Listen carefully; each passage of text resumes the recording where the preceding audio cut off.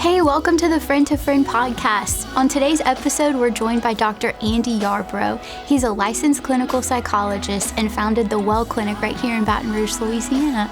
He and his team are absolutely amazing. They have poured so much into our team here at Children's Cup, into my life personally, just investing wisdom and coaching and guidance on just how to arrange your life around a value system that you truly believe in and that honors God. So today's episode is absolutely amazing. It's all about friendship. You're gonna love it. So grab your notebook, grab some coffee, and just lean in.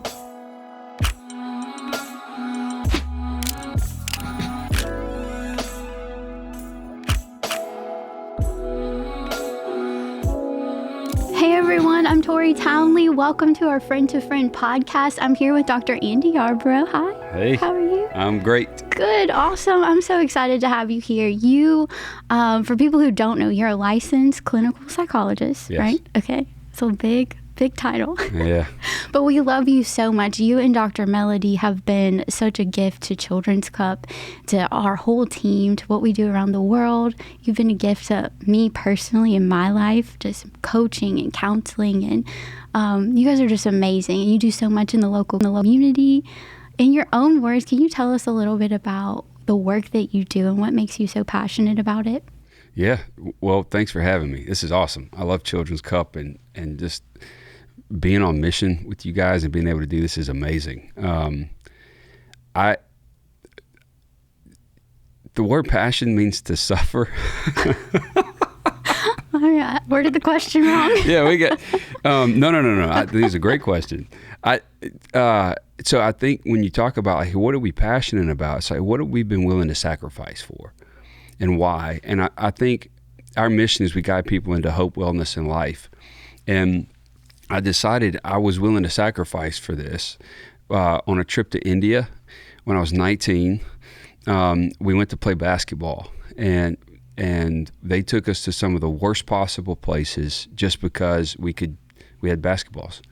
And so I'm 19 years old. I see some of the worst stuff on the planet, and it just shut me down. And I remember asking, what does it mean to worship God even when we suffer? Because suffering's not the end, but sometimes it feels like it. And so I went into psychology, and now I'm sitting across the table from you. That's hilarious. I mean, there's a few things that happened in between there, but we want to see people move towards hope, towards wellness, holistic health, and life, meaning they're engaged in meaningful, their own sense of mission and purpose. And we want to see leaders in and out of the church, but especially in the church, be whole. So the broken parts of them are coming back together, healthier. So they're operating from a place of health and engaged in ways that are meaningful, where we're not hiding behind ministry to protect ourselves from the things we're afraid of, but we're fully engaged in ministry because health is flowing in us and through us. And so I feel like that's worth sacrificing for. That's worth leading in. So that's how we got into this. That's amazing. It's a crazy story, but it's so amazing to see the fruit of what you guys have done. Like I wrote down, I think that you guys you bring out the best version in people. Like that is, for me, I've experienced it personally, but I've seen you guys do it in so many of my friends' lives, so many of my family's lives. People, like, we're doing missions around the world and we're just seeing that hope. I think a lot of the vision that you guys have coincides with what we do at Children's Cup. Oh, absolutely. And it's just like, we're family, and y'all are such a gift and a blessing to the local community, to the world at large, and into people's lives. Yeah. Me big time. So well, and this will impact relationships, what I'm about to say. But the thing, Children's Cup's mission and our mission, the way that we've worded those, what you seek first organizes the rest of your life. I got that quote from a guy named Bob Hamp. Shout out to Bob. But so many times, especially in missions, where you can get organized by what's wrong. Same thing in relationships. You just start getting organized by what's wrong. And I'm not saying we ignore those, we don't. But if we can focus on what's right and where we want to go, it helps us ask different questions. And so I think that's one way we really connect, is we're moving towards something, not just trying to help people get away from something. Wow. And so, that's yeah, so and it deep. impacts friendships too. Yeah. I know we're talking about friendships. Here we are, surprise. Yeah. No, that's so deep, so good. And that's what today the podcast is called, the Friend to Friend podcast, Find Connection, Inspire Change. And that connection component is something that I know we hear it all the time, like a Get Connected card, a Connect group at church, like connection. You hear it all the time, but it is such a significant part of humanity, part of our well-being. Yeah. And we have talked so much about connection. That's one of my big values, but it's such a broad term. Yeah. So for you, what would you say is like, what defines a life-giving connection, and why is that so important in our well-being? Yeah. So I think life-giving connections are relationships that we have with people that foster hope, wellness in life. Like it's that mission, and connection with people has to be ongoing, and it's rooted in commitment. Ooh. So you've got to have both. I think older generations really value commitment, and that's important because it gives a sense of stability, security, safety. Newer generation wants connection, and you really need both. And so because connection is what helps us thrive. And so life-giving connection flows from our commitment to each other, and it promotes well-being as a whole, positive emotions. It helps us engage life in meaningful ways. Life-giving relationships act as mirrors for us, and we can talk about this in a little bit, but mirrors for us to see who we really are. So those life-giving connections they're crucial. Wow, that's amazing. I think about you've talked to me a lot about love, and you have such a very interesting definition of love. Like, how does it go again? So the definition, so when we see the Greek words for love, right, those don't really define it. It contextualizes it. Oh, wow. It's love romantically, it's love in a friendship, it's love in, brotherly love, it's love, whatever, right? Yeah. And we need the contextualization, but Dr. Barbara Fredrickson is a researcher out of the University of North Carolina. She wrote a book called Love 2.0 based on her research. Okay. And she defines love as three things. And this definition underlies, I think, when for God so loved the world, it underlies agape. It underlies all the different words that we have for love. The first definition, there's three parts to this, is it's when we create micro moments of connection that foster shared positive emotions. Whoa. So micro moments of connection. So it's not these like big moments. And it's one of the reasons, like, people say, oh, you don't love me. I say, well, I've been committed to you. I say, but you're not connecting. Yeah. And those moments are day to day with everyone around us, right? And so small moments of connection that foster shared positive emotion. And the positive emotion's important because when we have unwanted or quote unquote negative emotions, they sort of suck us into survival. But positive emotions broaden our perspective, let us see resources. We can build relationships on positivity. And I don't mean that in like some like weird esoteric way, but like real positivity resonance. And so if we're making connections, we're building a friendship. Wow. And as that happens, there's a synchrony of biochemistry and behavior. Our bodies start to line up, oxytocin, vasopressin are released, serotonin, all the things that help us feel good in those moments align us neurochemically, but we also start to do things that are in line with each other. So we'll touch base, we'll call, we'll cook together. That's why a lot of couples start to sound alike, look alike, smell alike. It's why friends start to think alike and they'll do a lot of the same things. It's because there's the synchrony. And as that synchrony happens, the third part is a belief of mutual care. I am for you and you are for me. Whoa. And it's not just a head belief, it's a heart belief. And as I think and believe that you really are for me and you believe I'm for you, it circles back around. And it motivates us to create small moments of connection that foster shared positive emotion, and the cycle continues. That's how she defines love. Wow. So it's got to consistently be fostered. I can be committed to people, But if I'm not intentionally fostering connection, I'm unintentionally driving disconnection. I know, it's like, ugh. That's hard. But that's how we define love, and it's been very helpful in not just talking about, hey, the other thing about love too, love is not just an emotion, it's an attitude.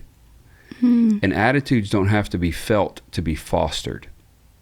So if I know that I want to foster love with someone, like my spouse, my friends, my kids, whatever, not in that order, right? Yeah. But necessarily, but it's like, hey, if I know I need to lean in for this particular relationship, I don't have to feel it to work to foster it. Because my thought life, my behaviors, my emotions, my body, all of those make up our attitudes.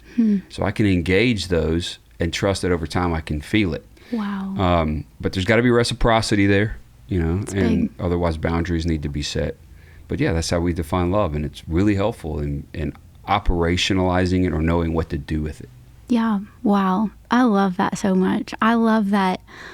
It sounds, for me, sometimes I just think about, oh my goodness, I need to give this grand gesture. I have to go, it has to be 100%. And when you go and you just say micro moments of connection, like those little things help you focus on the positive of it, and it builds over time. And I've seen that in my own life, like just marriage or whatever it is, being able to focus on that and not think it has to be all or nothing all the time. It builds up over time, and it really does make a difference. So I love that connection point is really in the foundation of what love is, and also just healthy relationships. And so I wanted to really focus obviously on that friendship component. Friendship can look a lot of different ways. Some people, like, sometimes it's a deep friendship. Sometimes it's, I love you so much. We're not deep in the, like, all the time. It doesn't have to be we're sharing our business all the time. There's just different versions of it. But what would you say is the definition of a healthy friendship or a life-giving relationship? What does it look like? Yeah, I think friendships are connections that we have with people that are mutual, reciprocal. Friendships are different from like family because they're voluntary. That's true. Or romantic relationships, right? It's like friendships we can really choose. And there's a power in that. And so good, healthy friendships are connections that we have with people that foster health in our lives. And there's a phrase, blood is thicker than water. And we think that, the blood, like blood relatives, somehow that's thicker than whatever the heck water means.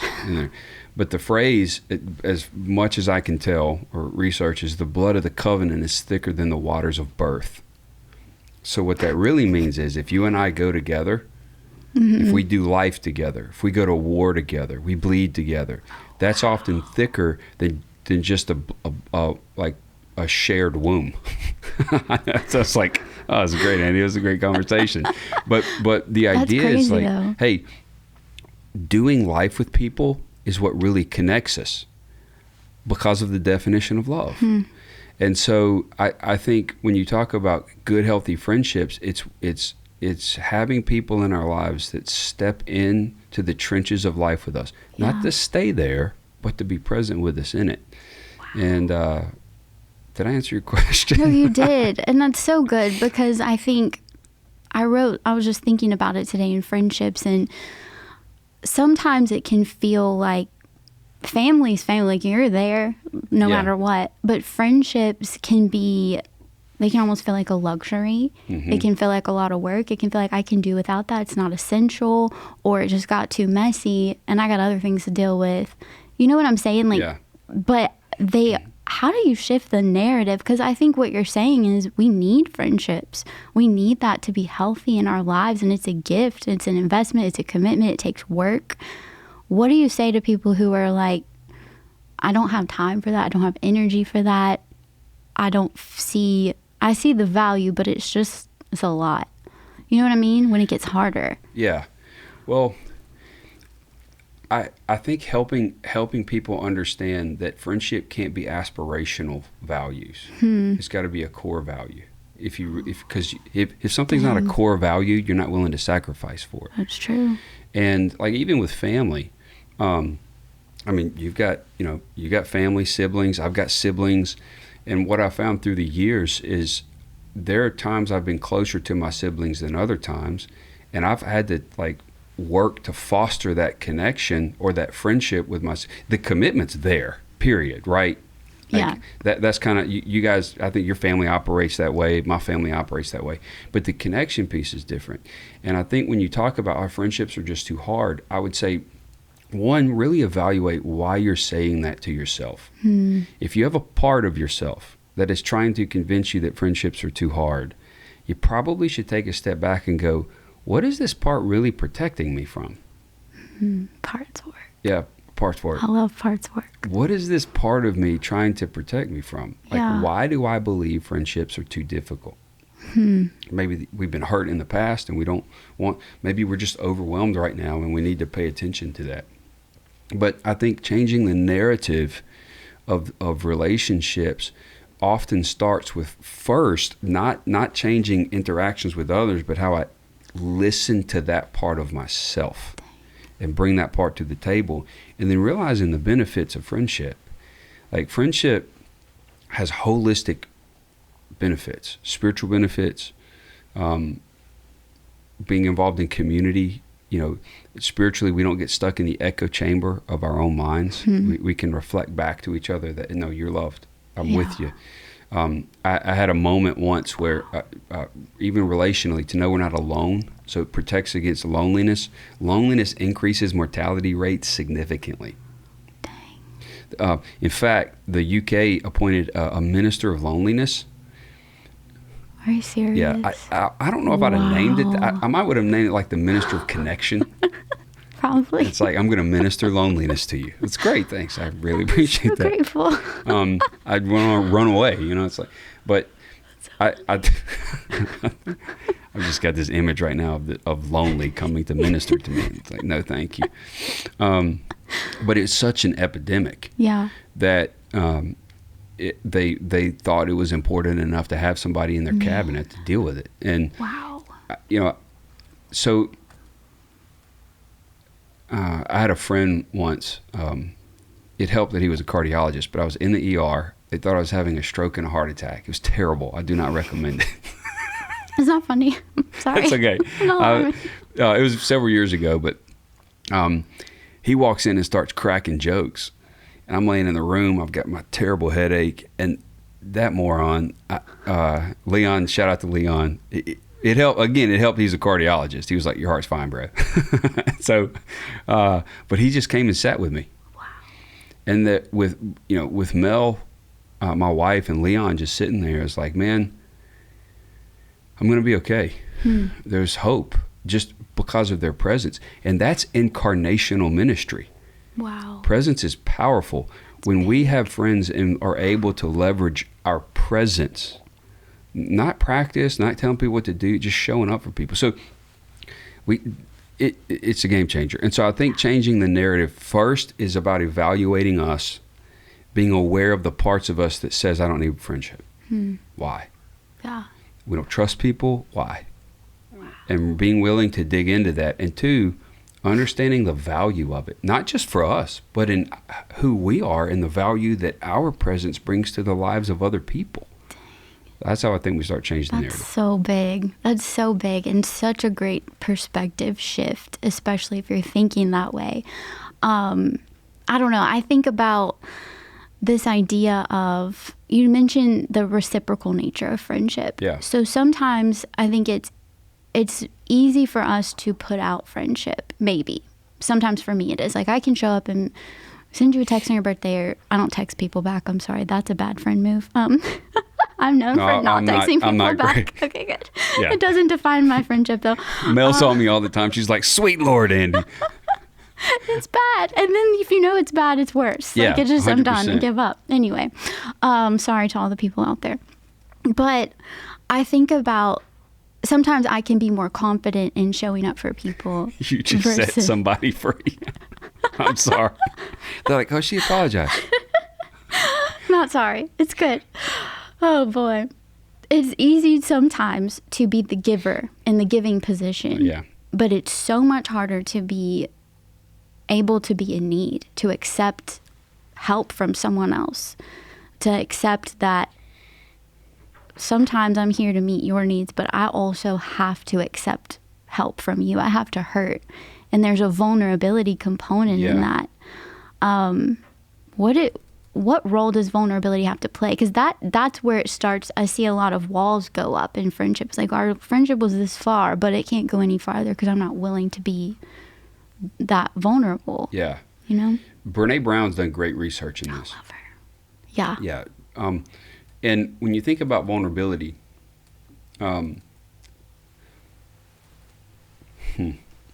vulnerability is really showing up when you can't control the outcome. And it's the emotion that you feel when you feel exposed. Yeah. And it's just not pleasant. No. And experiencing any emotion can be vulnerable. And Dr. Brown talks about this, and I think she's got some amazing work if you want to check it out. But I don't think that you can have an authentic relationship unless you're willing to be vulnerable. And that does not mean that people know you fully, right? That I think that I don't know myself fully, right? Yeah. I think it puts too much pressure on people to be like, we should have known that.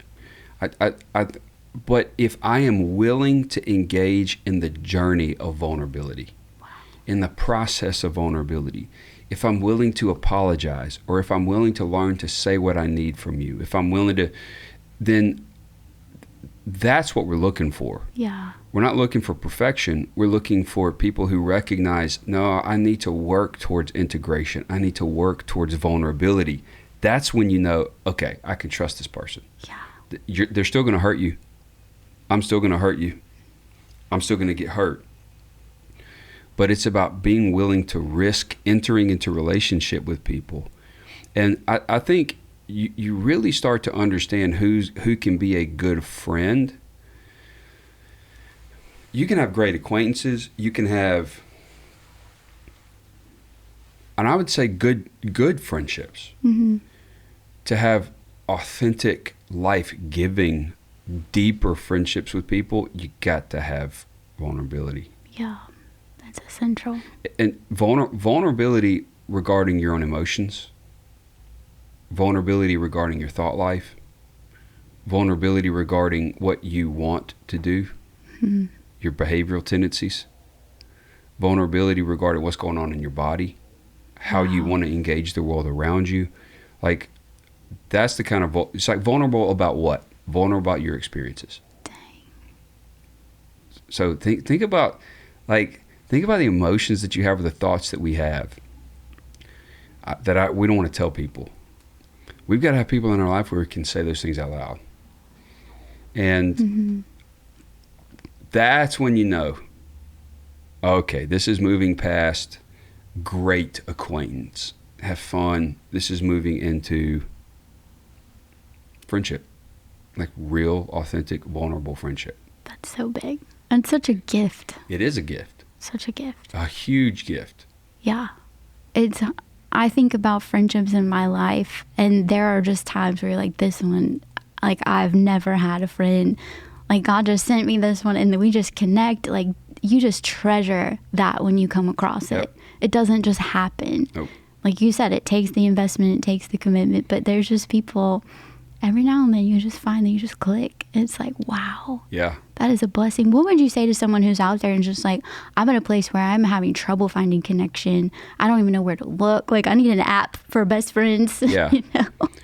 Well, so this is going to sound harsh, but I would say, whose trouble is it? Like, if you were to tell me, I'm having trouble connecting, and whose trouble is it? Whose loneliness is it? Dang. It's yours. It's mine. Wow. Right? I'm an introvert. I'm a functioning introvert. And when I realize I'm probably not doing great if I retreat for long, extended periods of time. Ouch. And for me, retreat is not the absence of engagement. I have to engage people. It's my livelihood. Right. but it's to retreat in a way where I'm no longer being vulnerable. I'm not being open. And my friends know me well. Like, shout out to like Wayne, Dusty. Like, these guys are like, what's wrong with you, bro? Like, I haven't heard from you in a while. I'm not saying that's easy, but it really has to do with self-leadership. So if Baton Rouge, for example, is not an easy city to connect to. I'm not knocking Baton Rouge, right? But there's so many people here who are family. So many people here who are been here for years. They've known each other. When people around here ask you, hey, what school did you go to? They ain't talking about college. They're talking about high school. Same thing in New Orleans. That's culturally, that's very different from me. And Mel and I only thought we were going to be here for a year. We get into a year, we have no friends. Oh, man. It probably took us 6 or 7 years before we really started feeling connected. And most of that was our fault. Oh, dang. I could blame it on Baton Rouge. I could blame it on the culture. But really, it's like, hey, we have to figure out how to lean into this thing. And every person's like, being an introvert, that's harder for me. But I can acknowledge that. I can say that it makes it more difficult. Yeah. I can explain it. That's very important. But I can't use it as an excuse. And so being able to lean in and go, why am I having a hard time? And what can I own? There are things outside of my control I can't. And there are things that I can. And by leaning into the things that we can control, it increases the likelihood that we find connections. Because friendship is based on mutual interests as well. Like thought, like we think alike, we engage the world in similar ways. Yeah. So, if I can take a step back and go, all right, if I feel disconnected, like I'm having a hard time, what areas of life would I want to connect with people? And then I can start exploring from there. And again, this is not easy. Right. But I can't expect the world just to come to me regarding friendship. I've got to steward my own reciprocity and engage the world around me. I hope this makes sense. This is so good. It's so good. It's hard to hear, and it's difficult, but for those of us that it is more difficult, and it's hard for me, it's just is. It's hard for me to connect. It's hard to have small talk a lot of times. It's hard to, it's energy for me. Yes. It's not for a lot of people, but for those of us that it is, acknowledge that it's hard and own it, and just keep leaning in to connect with people in ways that foster life for you, and you'll reciprocate that for others. I love that. And then it goes back to the micro moments of connection. Absolutely. It doesn't have to be, I'm signing up for a volleyball team tomorrow. Like, no, it's okay. Like, just start small. Yep. And quality is more important than quantity. We don't need a lot of acquaintances. Yeah. We really need just 1, 2, 3 close people to us that we can lean in and have those relationships. So and that doesn't mean we're exclusive. Like C.S. Lewis, I love it. I'm going to butcher this, but Lewis said, hey, if I have friend A, B, C, and D, and we lose D, A, B, and C do not get more of each other. Oh. They get less of each other. Whoa. Because they lose what only D can bring out in A, what only D can bring out in B, what only D can bring out in C. And I think, you talk about connecting in small groups of relationships, man, it's so important that we're not exclusive. I'm not saying that we don't invite, A, B, C, D, E, right? But having those relationships is so helpful, and where we're not jealous of each other. We just love and connect with our friends for who they are. So good. And as they grow, as we grow, we learn to pull things out of each other that are amazing. That's and we amazing. celebrate it. That's amazing. I love that so much. It's powerful. That is speaking. I love, there's something that we have talked about in a coaching session, or probably so many sessions, but you mentioned it before, but it is that idea of the mirror. Like, the relationships around you show you who you are. Yeah. I think that concept is amazing. And it's just, I don't know. Talk to me a little bit more about that. Like, what why is it so important to have the right reflections coming back at you? You know what I mean? You can be around someone who's showing you a reflection of you that is not the version that you need to see. And that's bad. How do you... Well, I've seen a lot on social media recently, people talking about, hey, if you're around people who are quote unquote lazy, it actually decreases your production, your efficiency significantly. If you're around people who are go-getters, it increases your efficiency significantly. Wow. And I just thought it was interesting because that is broadly true in the sense that we don't know who we are apart from the relationships that we're in. That's so scary. So think about as a kid, you see yourself. There is such a thing as the core self. I think it's biblical. It's also psychological, and we don't have to get into that. But the point I want to make is that while who you are is objectively there and objectively true, we don't understand the self objectively.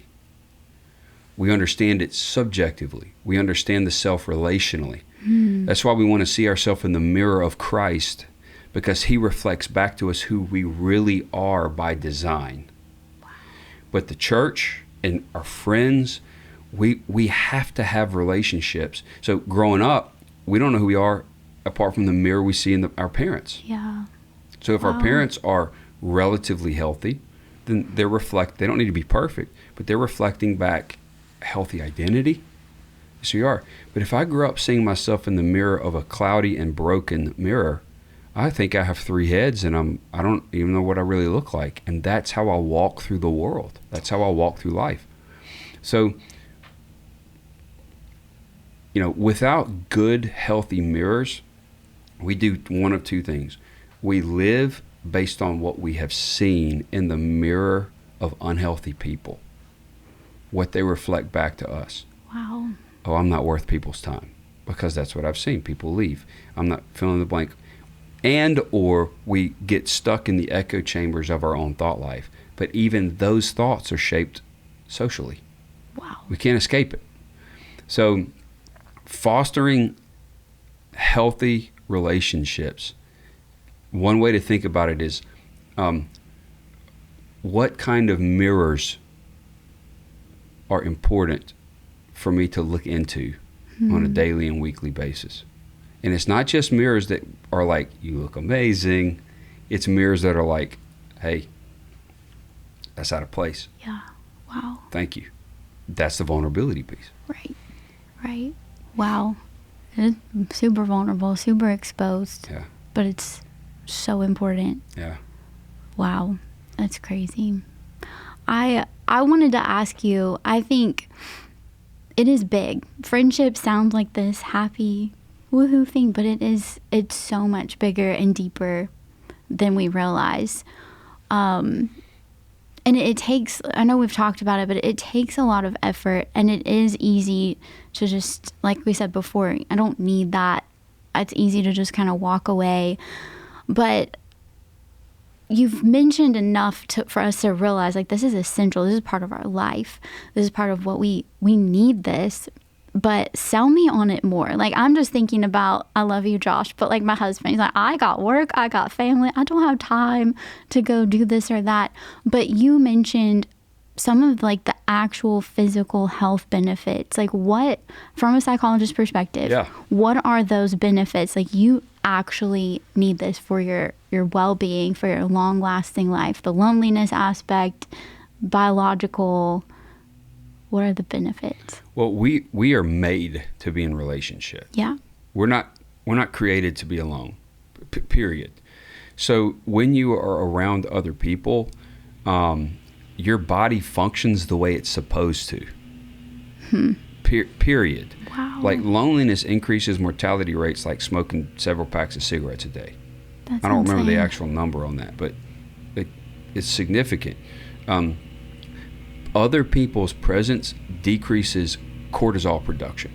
Whoa. So if you are alone and your life is stressed, you're living with chronic stress that can lead to adrenal insufficiency. You're sick all the time. Like, literally, relationships are a part of the process of protecting our immune system. Wow. They help us in how we engage the world around us. They foster wisdom on psychological levels. It's like, hey, don't do that. That's a stupid idea. You know, and so we go through life thinking, hey, we're okay. I don't need anybody. But we're actually sabotaging our skill sets and our character strengths and our core values if we're not willing to lean in and be in relationship with people, even if it's just a few people. Wow. That is a real deal. Yeah.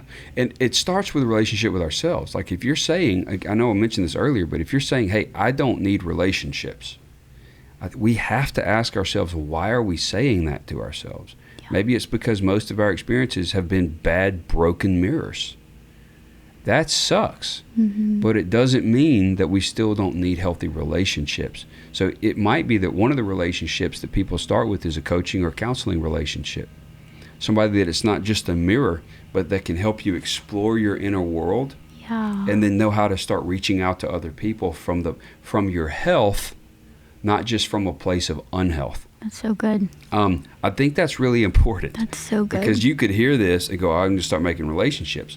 But if you don't have a relationship with yourself, you'll inadvertently sabotage the relationships that you try to have. You are the broken mirror to other people. Dang. And so, I know it's like, ugh, but it's so if we can get that, it's a game changer. Yeah. Wow. That concept of having a relationship with yourself, I think, is so foreign to a lot of people. Like, we don't think about that. And it's the work that you and I, like, you have coached me in some of that stuff. And I remember the first time I was like, a relationship with myself? Weird. It just... Because especially, I grew up in like church world, spiritual world. It's all relationship with Jesus. That's what we think about. That's the internal everything. But I never had that opportunity to make a friendship with myself. It's still weird sometimes, and we laugh about it. But how do you even start? Which that sounds strange for people who haven't done. Like, what is? I know we're getting into. Sorry, what was your question? Just if someone's like, I don't even know what that means or how to start a relationship with myself without feeling super strange. Like, what would you say to somebody who wants to explore that as their first step? Yeah. All right. First thing, the word curiosity. I love that. Get curious about your experience. Even right now, people listening, you could get curious about your experience. Well, what is your experience? And by the way, this helps with friendship as well, not just with yourself. What I'm about to tell you helps with you getting curious about the experiences that your friend is having. So it helps us be less judgmental. If a friend snaps at you, boom, and we're like, what an idiot, just snapped him, whatever. Instead of judging our friend, curiosity helps us take a step back and go, well, what was going on with my friend? What was my friend thinking? It doesn't excuse things, but it helps explain things. And from an explanation, we can take responsibility and or have empathy. But when I'm befriending myself, I'm going to get curious about my experiences. What are my experiences? If you think of a triangle, and on each point of the triangle are your thoughts, not what you should think, what you really think. Big difference. The other part of that is behaviors. Okay. Not what you should do, what you really do or really want to do. What are those innate behavioral tendencies? Okay. The other part of that triangle is your emotions. So you've got your thoughts, your behaviors, and your emotions. And a lot of times we want to shove or exile emotions like shame, rejection, anger. But if we don't get curious and bring those emotions to the table, then we don't know how to listen to what they're saying to us. Because emotions are amazing consultants, terrible CEOs. I don't remember where I got that from, or I would give that person credit. But it's not original to me, but it's a great quote. Amazing consultant. For example, anger. Anger is a sign that a boundary line's been crossed, a value's been violated, or an expectation wasn't met. And as I determine that, then I can go, well, is it a legitimate value or boundary, or was it arbitrary? Did I just set it up to protect myself, and I need to let that wall down? Whoa. Shame communicates something to us. Rejection communicates. So if we don't bring these emotions to the table and get curious about them, we're shoving them. They're going to leak out, right? Mm-hmm. We may shut down. We may be lonely, isolated. We may lash out. There's a lot of reasons. So your thoughts, your behavior, your emotions. In the middle of that, your body. What is going on in my body? Wow. Very, very important. All within the context of the environment that we're in, the circumstances, in other words, what's going on in that environment, and the setting events. Setting events are all the things that have happened in the background of our lives that increase or decrease the likelihood that an experience will happen. So if you want to start befriending yourself, build that skill to help you be a better friend to other people, get curious about your experiences. Whether you want to experience them or not is irrelevant. You just get curious. And by fostering that curiosity, that is the first step towards emotional health and maturity. And then you can, that sort of flows through us into how we relate to the world around us, including our friends. Wow. There's a lot of No, it's so good. Parts work, it sounds crazy, but it really has, for me personally, rocked my world and helped in so many ways. So it's good. Well, it's biblical. Paul had parts. Paul had a part of him that didn't want to do things and a part of him that went and did them. Mm-hmm. Jesus had parts. Yeah. Jesus had a part that in the Garden of Gethsemane tried to talk him out of going to the cross 3 times. Gee. It wasn't sin. It wasn't demonic. It was his soul scared to death about what was coming. And so but he led those parts well. Yeah. For the joy set before him, he led those parts well. Because of his identity, he led those parts well. Because of his mission, he led those parts well. Those parts didn't lead him into self-protection. Wow. He stepped into that vulnerability. And praise him that he did. So the parts work can be a little weird. Because I'm basically telling you, talk to yourself. You sound like a crazy person. But it can be so good. It can be quite revelatory. Yeah. It's so helpful. So helpful. I love that. You've given us so many amazing things to think about, so much encouragement. I got goosebumps a few times. I got some work to do myself. Me too. Yeah. Yeah, me too. So good. What if you could give us a little homework to do, all right, I need to take the next step. Maybe it's I need to read a book, or I need to put myself out there, do what's the next step? Give us a little parting advice. Well, start with the self-awareness and curiosity. Mm-hmm. I think that's the first thing. That's good. I think you start a gratitude journal. Ooh. Where you, a couple times a week, you write down who you're thankful for and why. I love that. So identify the friends you do have and write down why you're thankful for them and tell them. A couple times a week or once a month. Just something in there, right? So easy. So that's number 2. Number 3, you could periodically ask for feedback from your friends. In other words, invite them to be the mirror. Ooh, performance review. Kind of. It's like, hey, where am I doing really well as a friend to you, and where am I not? That's big. Are there times where you're really proud to be my friend, and times where you could wring my neck? Because that's the vulnerability and commitment that we're. It can be brutal, but asking for that kind of feedback, I think, could be really important. And it goes into the 4th thing, which is vulnerability. You're asking for them to be the mirror, but it's opening you up it's an act of vulnerability. And ironically, that fosters connection. Because if your friend feels like they can be honest with you about things, then they feel more connected to you. Wow. And what honesty and authenticity do is it protects against false unity. Shoot. Because I would rather my friends trust me than like me. Do I want them to like me? 100%. I want my friends to like me. Yeah. Ooh. But if they don't trust me, trust that I'm going to be authentic, even if it means hurting their feelings sometimes. And I don't mean I go in there and I'm like blowing people's doors off and, that's just who I am. And no, I've got to take responsibility for the delivery. Mm-hmm. But I want my friends to trust me. So I think those are great places to start. So good. And then if you're really dealing with loneliness and you're really struggling and you really are having a hard time, acknowledge that. What you want to do is write down things that you enjoy. Okay. What do I enjoy in life? If it's video games and pizza and you don't want to say it out loud, write it down.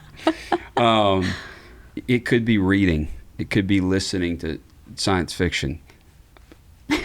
I don't know anything about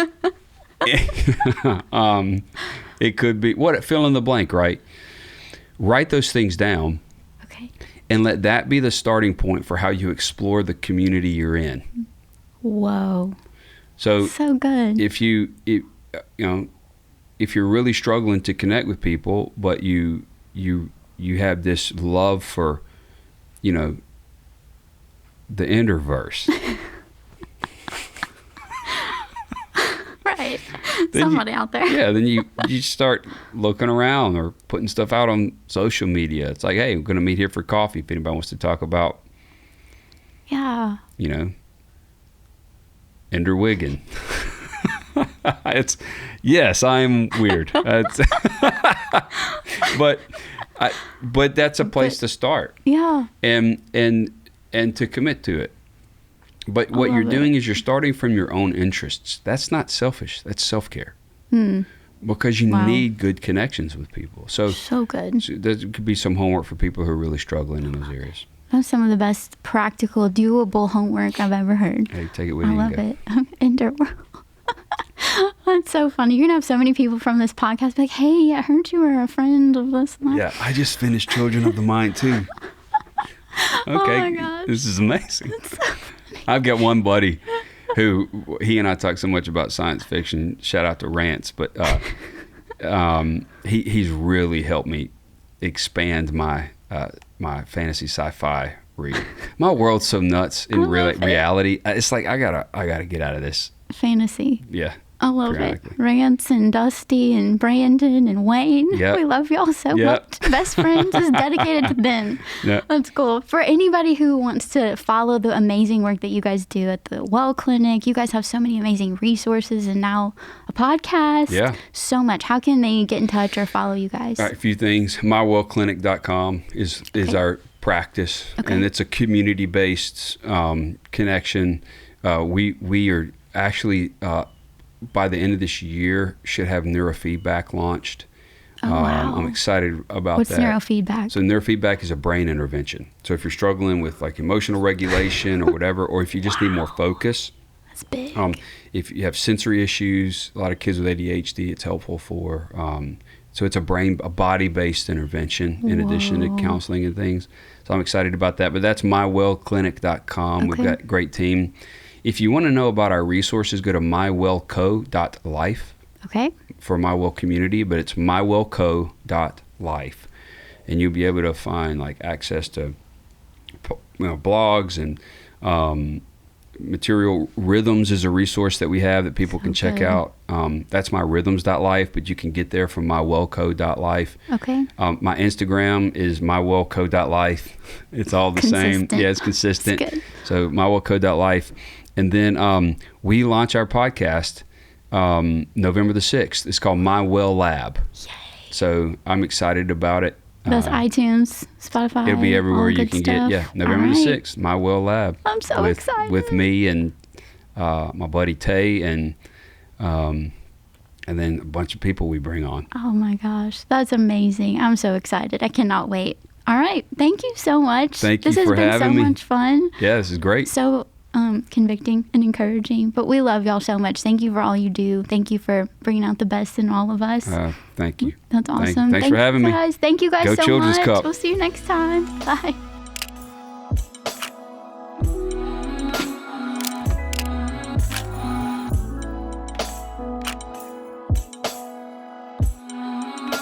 Thanks so much for watching today's episode. We hope you loved it. If anything stuck out to you, drop a comment and let us know. We'd love to hear from you. And don't forget to like, comment, subscribe, all the fun things. And if you're looking for us on social media, you can find us at Children's Cup.